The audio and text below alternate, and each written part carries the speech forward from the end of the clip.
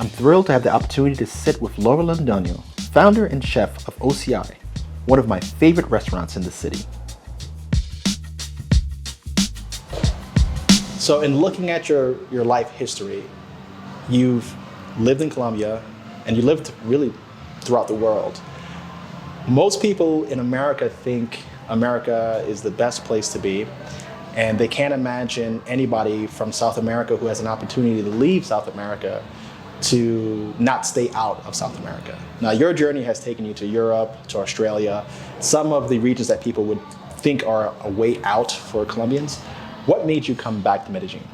Okay, so first of all, I come back to Medellin because this is my city where my family and my friends live. I lived overseas for 8 years, and I always miss that. And especially because Medellin is a very warm city. You know, people here is really close. They worry about you. There's nice people here. You go out for dinner or to a cafe, and people's always welcoming. So that's like very unique here, and I used to miss that a lot. I love weather here. Weather here is all year between 20 and 28 degrees. So it's like perfect. And it was really hard for me to live seasons, you know, where you're like freezing sometimes or melting sometimes. So it was really hard for me.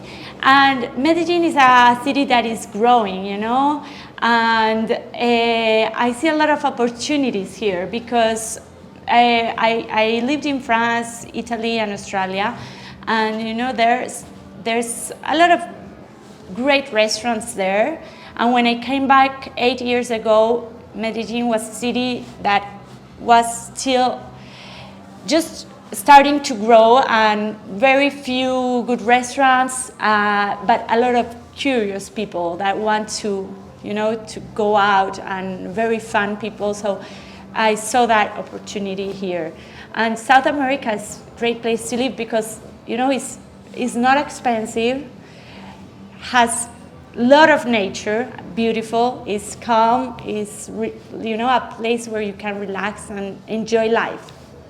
Now, you've lived 4 years in Europe, 4 years in Australia. How has being exposed to different cultures shaped who you are?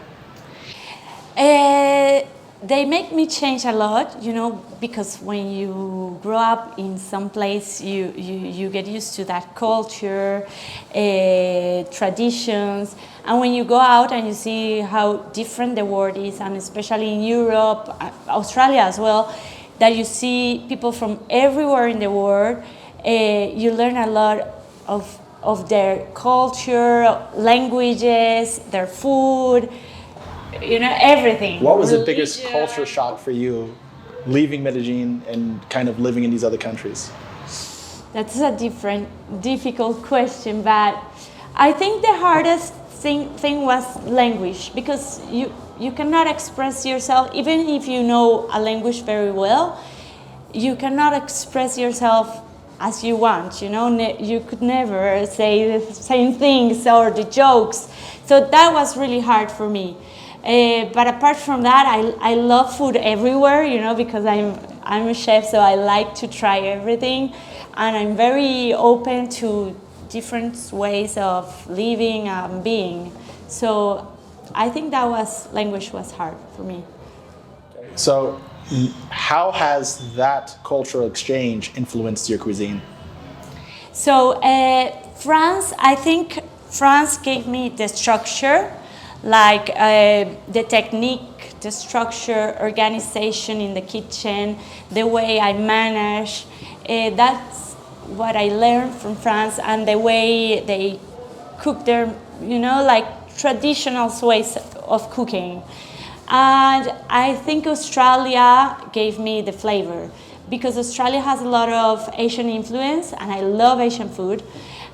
So I adopted that kind of, you know, that kind of flavor in my own cuisine. So I use a lot of spicy, sweet, aromatic herbs and spices, you know. So I think that's what I adopted from other countries, and then Colombia gave me like products. So my cuisine is like a mix of all these that I learned overseas, but I use local products, and like I try to kind of redo some of our traditional cuisine, but in my own way. So can you give me an example of something on the menu now that is kind of a true mix of what would be considered typical Colombian and the influences from the other cultures? Yes, so for example, we've got the arepas. So arepas is a traditional Colombian kind of bread that we do with corn. We have our own homemade arepas. We fill it in with a pork, joel, I think you say this, Yeah. joel, right? So pork joel that we cook in the oven for 10 hours. So that's like very French, less slow cooking. And then we serve it with this avocado puree and some pickles. So pickles is very Asian, The braised pork is very French, and the arepas are very Colombian. And how do Colombian people who are used to your typical bandeja paisa, how do they kind of embrace the changes that you're bringing to the culinary scene? Is it well received, or are they kind of resistant to that change? No, it was very well received, but I had to do it slowly, Like when I first opened, I opened with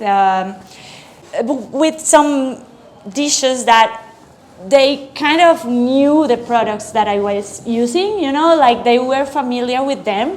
And then slowly I start to introduce other products like lamb, rabbit. I love to use things like brisket, chicken hearts, I don't know, like brain, do you say it? Brain? Right. Things that are not so common to eat.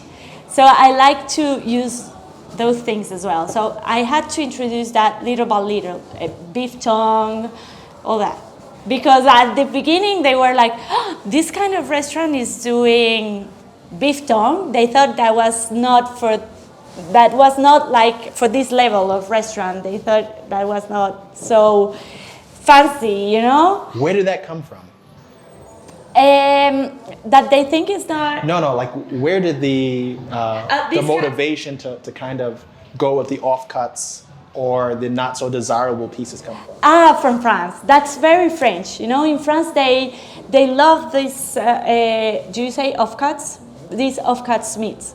They love that. So I adopted that from France, and these cuts here sometimes they just throw it away or they sell it for nothing, but it's delicious. These cuts are great if you cook them well, right? Yeah. For me, my favorite dish here is the long cooked pork shank, right? So that's like a ham hock. That's the lower quarter next to their foot. That's kind of a trash cut in most cultures. Exactly. And they use it sometimes for broths or for dog food, things like that, right? And what I found interesting about that is, like, in the United States, the barbecue culture kind of emerged out of slave food, right? The leftover cuts that were given to the slaves, and they needed to figure out how are they going to make ribs, how are they going to deal with pork belly, how are they going to deal with ham hocks and that sort of thing. And their technique was slow roasted, sometimes into the ground or over coals. So given that you spent time in Australia, I thought that the influence for like that offcut came from the same sort of Aboriginal traditions of slow cooking as well, and sometimes cooking in the earth. But it's actually coming from the French culinary tradition of kind of looking at the other cuts and reimagining them. Exactly. France, because France culinary culture is so strong, and it comes from the farmers, like from the how do you say, like The lower class. from the lower class. But French food has emerged and adopted that lower class food and become like exploded to become what French food is now. So you find in all great restaurants of France this kind of cuts. Yeah, I had ambitions of having a restaurant. Really? I still do, yeah. Yeah, you love cooking. Oh yeah, yeah. I actually had a channel before ENTP Life. I had a channel called Hook It Up where I was trying to show men how to cook, because I think in my culture, the Haitian culture, it's the women who cook. Yeah. And I don't know, I always kind of felt bad. It's the same thing in the Colombian culture. I remember my friend's mother coming home from work and then preparing dinner for the house. And it's like, okay, she has to work full time and then she has to also prepare meals. So it always seemed like just too much burden on the woman. Yeah. So I was like, if men know how to cook and can take that kind of pressure of household cooking off their wife, they would find their women to be in much happier positions. At least I thought. So I was like, I'm going to show men how to cook. So for me, having a restaurant is kind of in the cards at some point in the future. One thing I think that's missing here in Medellin is like a really good pasta place where they're making handmade pasta in kind of like the Italian tradition. And I also own some real estate in Italy. And I'm thinking that what I'll do is train myself to kind of learn the tradition and maybe even open up a small place like some of the smaller restaurants here that would just be like a small, intimate pasta place. That will be great. I agree. All times, because I love Italian food, and I'm saying all the time, like, we need to have a good Italian restaurant here in Medellin, because Bogota has really good ones, but not here. Yeah. So that's kind of one thing that I see that's missing. Like you'll find restaurants that have pasta dishes, but they're kind of box pasta and it's not like traditional Italian. Yeah. They kind of make more it of like American Italian. American. Yeah. Yes. Let me get to my question here.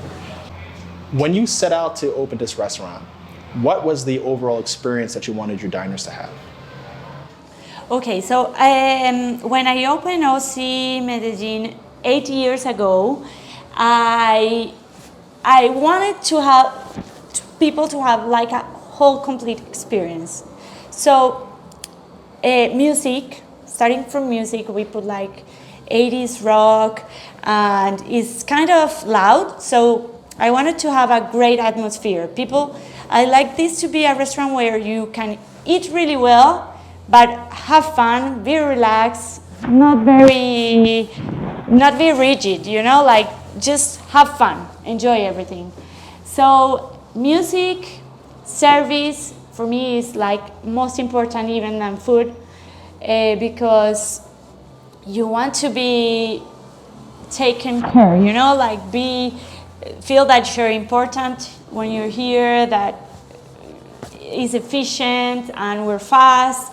So service, very important. Food, like we use very good products, best quality. Our fish comes from the Pacific every 2 days. They send it by plane, and like the kind of meats and herbs and vegetables that we use, and the whole architecture as well. My ex-husband did all the design for the place. He's very good architect, so he did all the design, and like we tried to be like kind of a lot of wood, a lot of how do you say that? Metal, wood, to be warm, a warm place, and very nice. So yeah, we thought about everything. A bar as well, the drinks, the wines that we sell, we try to select them very well from small producers, and the cocktail list was as well very, very researched, and yeah. And I guess maybe this is kind of a personal question for me, but do you have any kind of, are there any ideas currently brewing for a different restaurant? Like, do you have ambitions of having more restaurants, and is there something that you want to present?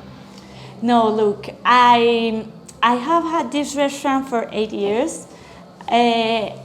And many people ask me that because I think people like this restaurant and they always asking me if, oh, why don't you open another one, or they want to do business with me, you know.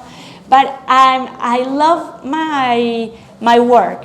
I like to be here. I like to be cooking and enjoying my job. And I know a lot of people that comes here already because we have a very regular customers. So I know them. I say hello, and like it's fun, you know. This is almost like home for you. This is home for me. This is what I always dreamed for. And for me, the most important in my life is to have a quality of life, to be happy. I'm not ambitious to have a lot of restaurants and then not having time for myself.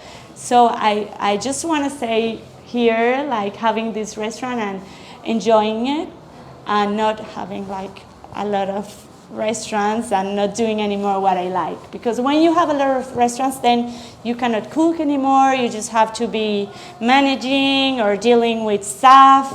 And yeah, I have always think about importance of being happy, and not only for myself, as well for my workers. Because, you know, we're the only restaurant in the city that closes 2 days a week. We close Sundays and Mondays, because I want them to have time off with their families, to be happy at work. And that's why we have like a very stable team, crew, you know, like. It's like one of your bartenders actually looks like an ex-girlfriend of mine, which is fun. And I've seen her here since the very first time that I came in 2016. Yeah. And I'm like, you know, that's impressive. Yes. Right? You rarely see restaurant the same staff always. At the same we place. have almost the same staff since we opened. We have 30 people working for us, and we have only 1 people leaving or quitting or being fired by year. Only 1 people per year. That's very low for a restaurant. Of course, yeah. That speaks a lot to who you are, and it speaks a lot to kind of how Colombians in general view life, right? That's one of the things that draws me to wanting to relocate here, is that I always found that there's a real strong sense of family, strong sense of community, a strong sense of nationalism, and not so much of a pressure on success and work. Like, people want to be successful and live their lives, but they're working to live the best life that they can, not living to work. Exactly. And that's something that keeps resonating in my journey of kind of discovering Medellin and Colombia in general. So to see that is kind of your position on things, even as a restaurant owner, even as an entrepreneur, really speaks to what makes Colombian people who they are. Yes, you're right. One thing that's really undeniable about Medellin, when you come here for the first time, it's this strange city built into the valleys of mountains, right? It's super scenic. Everywhere you go, you have these green mountains all around you. But it's truly a metropolis. If somebody's looking to kind of break out of kind of the city of Medellin and go outside to enjoy nature, where would one go to kind of have that experience? Especially since Medellin is like a landlocked city, right? There's no beaches. I don't think there's any rivers nearby, at least not that I know of, but I like to be around water. So where would somebody go to kind of enjoy the natural side of the city? There's a lot of places. I'm one explorer. I like to explore going out, and that's one of the things that I love the most about this city, is that you could be away in nature like 45 minutes from the city. So you can go out all weekends to different places, and it's beautiful. So places that I love is Guatapé, which is represa. How do you say that in English? A reservoir. Oh, okay. A reservoir is beautiful, full of mountains around, of green. You have crystal water rivers 1 hour away from here. San Rafael, Cocorna. You have like colonial villages like Santa Fe de Antioquia, which is beautiful. That is 45 minutes away. Like, there's a lot of things that you can do, like trekking, bird watching, All of it. all of it. And that's why That's you take amazing. 2 days off so you can go and Yes, I usually go somewhere different every weekend. And Really? every weekend of the year I can go somewhere different, and it's amazing. Where are you planning to go next?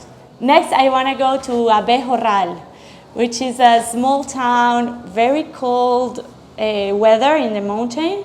And there's a place going there that is called Salto del Buey, which is like a big fall of water. It's amazing. So that's the plan. That's for this my weekend. next. Yeah. Have you been there before? No, or- first time. So it's the first I'm time. gonna go for So first you time. travel virtually every weekend. Almost every weekend, at least 3 weekends a month. And I try to go somewhere different every time. And more to and there's enough smaller towns and local areas that you could go somewhere every weekend and still have Yeah. other places to visit. Yes, seriously, there's a lot. You gotta research because some places they don't have like good hotels. They're very basic, but now because we have a lot of tourism here now in Medellin, there's other places that have developed a lot of infrastructure for tourism, and they have great hotels like Jardín or Jericho. You know, yeah, there's plenty of places.